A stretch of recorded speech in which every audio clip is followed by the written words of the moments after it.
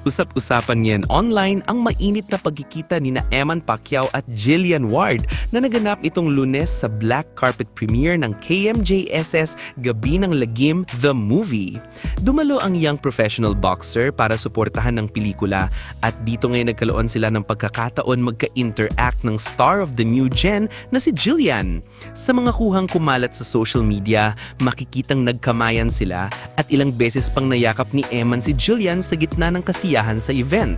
Maraming natuwa sa pagiging magalang at respectful ng binata, lalo na't personal pa niyang binati si Jillian at kinongratulate sa malaking papel nito sa pelikula. Nakadagdag pa sa kilig ng publiko ang natural na ngiti ni Jillian sa bawat sandaling nag-uusap sila. Matatandaan itong mga nakaraang linggo na banggit ni Eman sa Fast Talk with Boy Abunda na may crush siya kay Jillian, isang pahayag na agad namang nag-trending. At parang destiny nga raw dahil makalipas lamang ang ilang araw pagkatapos ng viral revelation, sinabi naman ni Jillian sa isang hiwalay na interview na nag-followan na raw sila sa Instagram.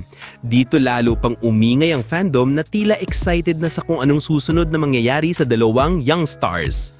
Ngayon, pagkatapos ng kanilang actual na pagkikita, mas dumami pa ang mga meme, kilig edits at mga komentong nagsasabing ang cute daw nilang tignan magkasama.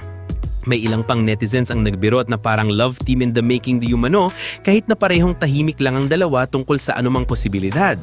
Sa ngayon, nananatiling wholesome at nakakakilig ang naging encounter nila.